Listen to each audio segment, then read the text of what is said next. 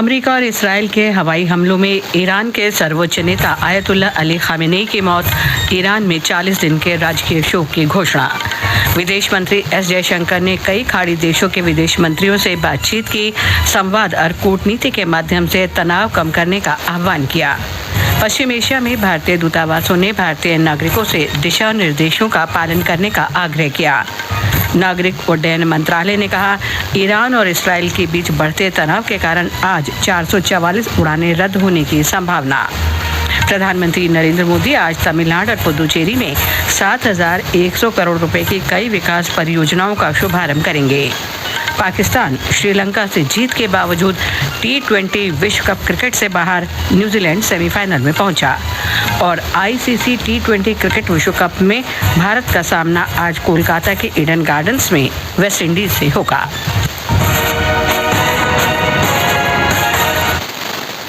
अब समाचार विस्तार से। अमेरिका के राष्ट्रपति डोनाल्ड ट्रंप ने कहा है कि ईरान के सर्वोच्च नेता आयतुल्ला अली खामेनेई की अमेरिका इसराइल के हवाई हमलों में मौत हो गई है। सोशल मीडिया पोस्ट में श्री ट्रंप ने कहा कि खामेनेई की मौत ईरानी जनता के लिए अपने देश को वापस लेने का बड़ा अवसर है। अमेरिका के राष्ट्रपति ने कहा कि बमबारी पूरे सप्ताह या उससे भी अधिक समय तक जारी रहेगी। ईरानी सरकारी टेलीविजन ने भी आयतुल्ला अली खामेनेई की मौत की पुष्टि की है। खबरों के अनुसार हमलों में ईरान के लगभग 40 अधिकारी भी मारे गए हैं। ईरान में 40 दिन के राजकीय शोक की घोषणा की गई है। एक रिपोर्ट। खबरों के मुताबिक ईरान के सर्वोच्च नेता की मौत अमेरिका और इजराइल के संयुक्त हवाई हमले के बाद हुई है, जिसमें ईरानी सैन्य और सरकारी ठिकानों को निशाना बनाया गया। एक वरिष्ठ इजरायली अधिकारी के अनुसार खामेनेई का शव बरामद किया गया है। इससे पहले राष्ट्रीय टेलीविजन पर प्रसारित अपने संबोधन में इजराइल के प्रधानमंत्री बेंयामिन नेतन्याहू ने कहा था, पश्चिम एशिया में तनाव तेजी से बढ़ गया और पूरे क्षेत्र में व्यापक जवाबी कार्रवाई हुई। ईरान के सर्वोच्च नेता खामेनेई के कार्यालयों के पास तेहरान समेत कई शहरों में विस्फोटों की खबर मिली। ईरान की सरकारी मीडिया ने कम से कम 200 से अधिक लोगों की मौत और 700 से अधिक लोगों के घायल होने की सूचना दी है। समाचार कक्ष से फरहत नाज। इस तनाव के कारण कई देश भी प्रभावित हुए हैं। अबू धाबी, बहरीन और कुवैत में भी विस्फोटों की सूचना मिली है। संयुक्त अरब अमीरात, कतर और कुवैत ने अपना हवाई क्षेत्र बंद कर दिया है। दुबई हवाई अड्डे पर उड़ानें निलंबित कर दी गई हैं। इराक ने भी अपना हवाई क्षेत्र बंद कर दिया है। विदेश मंत्री डॉक्टर एस जयशंकर ने कल क्षेत्रीय तनाव के बीच खाड़ी देशों के कई विदेश मंत्रियों से बातचीत की और संवाद तथा कूटनीति के माध्यम से तनाव कम करने की आवश्यकता पर बल दिया। डॉक्टर जयशंकर ने सोशल मीडिया पोस्ट में अपनी बातचीत साझा की।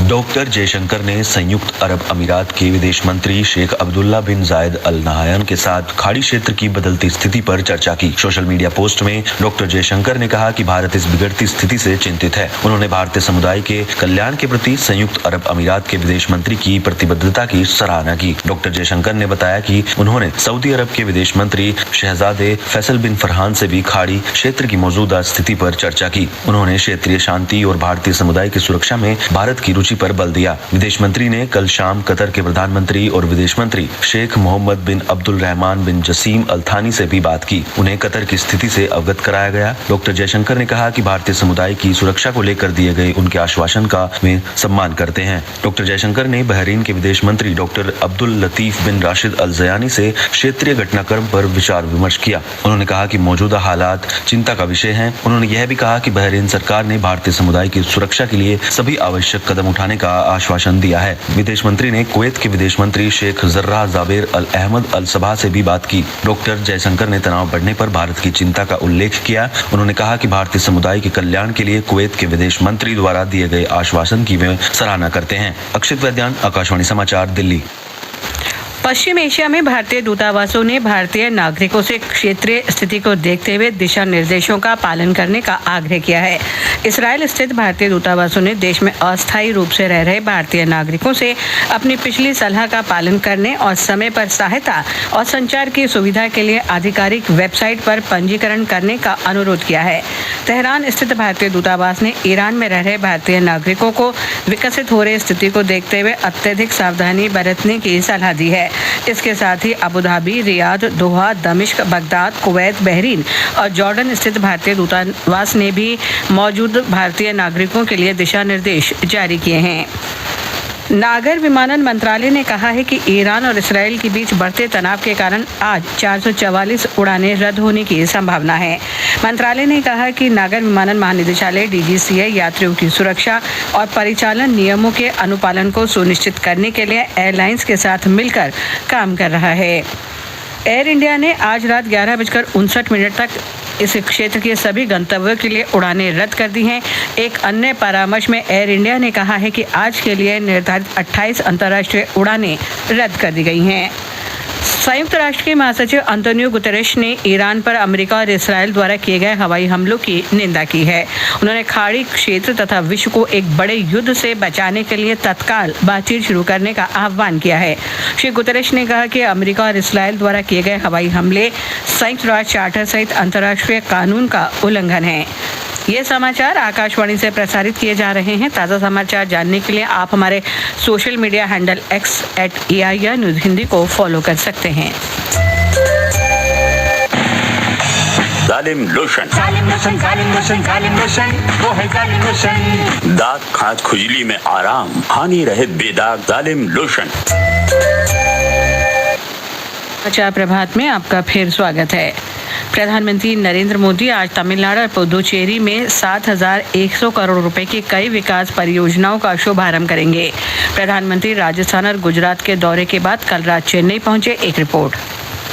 पुदुचेरी में प्रधानमंत्री आज सुबह 2,700 करोड़ रुपए से अधिक लागत वाली विभिन्न विकास परियोजनाओं का उद्घाटन, लोकार्पण और शिलान्यास करेंगे। इनमें चेन्नई बीच, चेन्नई एगमोर चौथी रेल लाइन का उद्घाटन भी शामिल है। ये परियोजना चेन्नई उपनगरीय रेल नेटवर्क की परिचालन क्षमता बढ़ाएगी। इस अवसर पर प्रधानमंत्री जनसभा को भी संबोधित करेंगे। इसके बाद प्रधानमंत्री दोपहर में तमिलनाडु के मदुरै पहुंचेंगे, जहां वे 4,400 करोड़ रुपए से अधिक की अवसंरचना परियोजनाओं का उद्घाटन, लोकार्पण और आधारशिला रखेंगे। तमिलनाडु में प्रसारण सेवाओं को और मजबूत करने के लिए प्रधानमंत्री कुंभकोणम, येरकोड और वेल्लोर में 3 नए आकाशवाणी FM रिले ट्रांसमीटरों का उद्घाटन करेंगे। ये ट्रांसमीटर क्षेत्रीय कवरेज का विस्तार करेंगे और निर्बाध FM प्रसारण सुनिश्चित करेंगे। साथ ही राज्य के कई जिलों में सार्वजनिक प्रसारण सेवाओं तक पहुंच बढ़ाएंगे। प्रधानमंत्री मदुरै में राष्ट्रीय जनतांत्रिक गठबंधन की रैली को भी संबोधित करेंगे। इसके अलावा वे तिरुपारनकुलम स्थित अरुलेमगु सुब्रमण्यम स्वामी मंदिर में दर्शन और पूजा अर्चना भी करेंगे। जॉय की रिपोर्ट के साथ समाचार कक्ष से मैं पूजा। सर्वोच्च न्यायालय के निर्देशों का पालन करते हुए निर्वाचन आयोग ने विशेष गहन पुनरीक्षण SIR के बाद पश्चिम बंगाल की अपूर्ण अंतिम मतदाता सूची प्रकाशित कर दी है। सूची के अनुसार राज्य में कुल मतदाताओं की संख्या 6,44,52,609 है। इसके अतिरिक्त 60,06,675 मतदाताओं के नाम अभी विचाराधीन हैं। मुख्य चुनाव अधिकारी मनोज कुमार अग्रवाल ने बताया कि संबंधित मतदाता अगले 15 दिन में शिकायत और आपत्ति दर्ज करा सकते हैं। गुजरात सेमीकनेक्ट कॉन्फ्रेंस का आज गांधीनगर स्थित महात्मा मंदिर में शुभारंभ होगा। इस अवसर पर केंद्रीय इलेक्ट्रॉनिकी और सूचना प्रौद्योगिकी मंत्री अश्विनी वैष्णव, मुख्यमंत्री भूपेंद्र पटेल और उप मुख्यमंत्री हर्ष संघवी के साथ मिलकर शिखर सम्मेलन का उद्घाटन करेंगे। ब्यौरा हमारे संवाददाता से।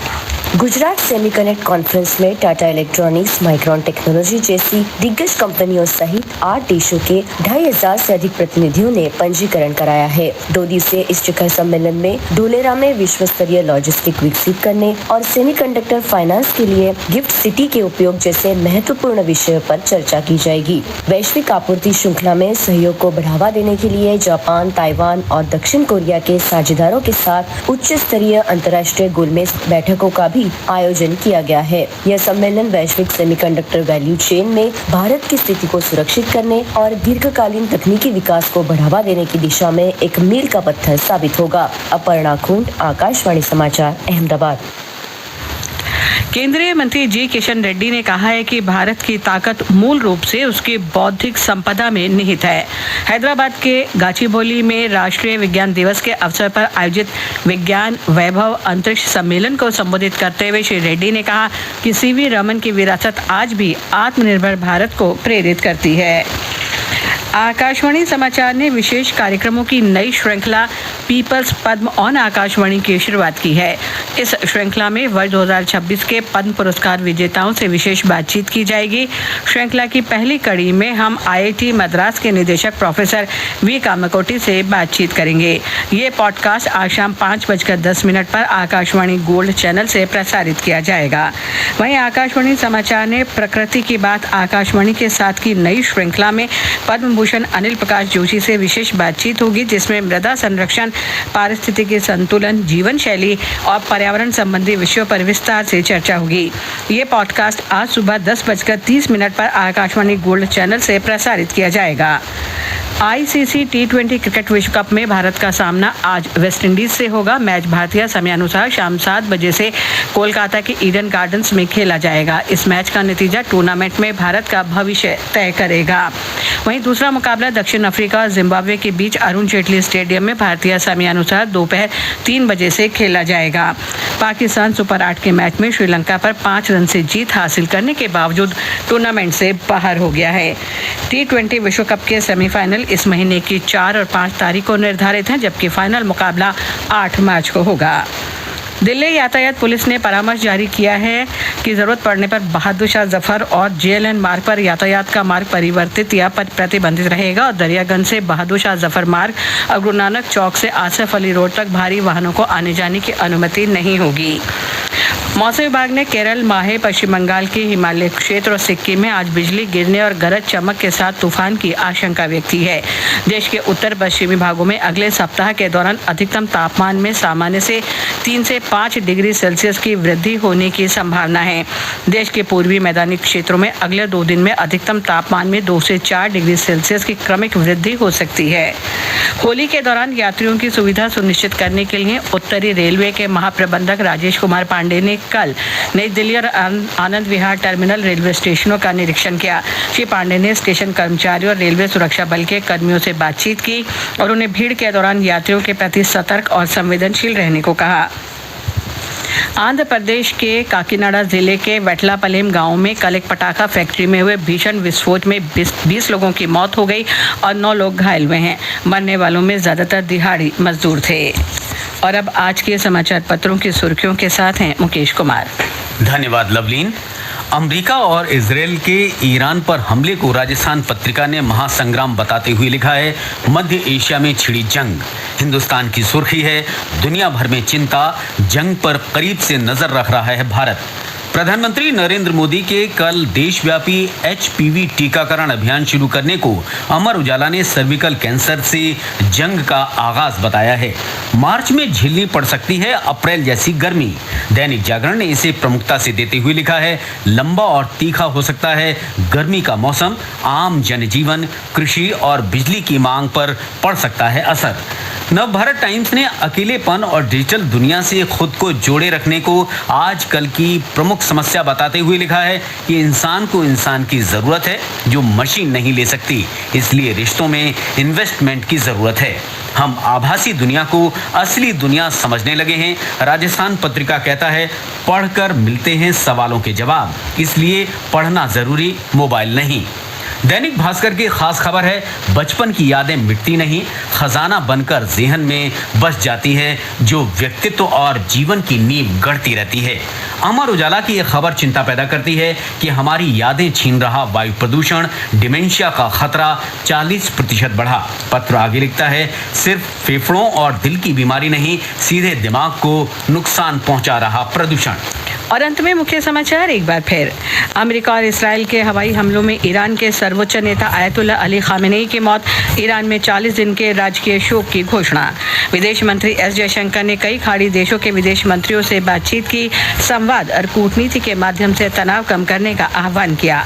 पश्चिम एशिया में भारतीय दूतावासों ने भारतीय नागरिकों से दिशा निर्देश का पालन करने का आग्रह किया। नागरिक उड्डयन मंत्रालय ने कहा, ईरान और इसराइल के बीच बढ़ते तनाव के कारण आज 444 उड़ानें रद्द होने की संभावना। प्रधानमंत्री नरेंद्र मोदी आज तमिलनाडु और पुदुचेरी में 7,100 करोड़ रुपए की कई विकास परियोजनाओं का शुभारंभ करेंगे। और ICC T20 क्रिकेट विश्व कप में भारत का सामना आज वेस्टइंडीज से होगा। इसके साथ ही समाचार प्रभात का ये अंक समाप्त हुआ। नमस्कार।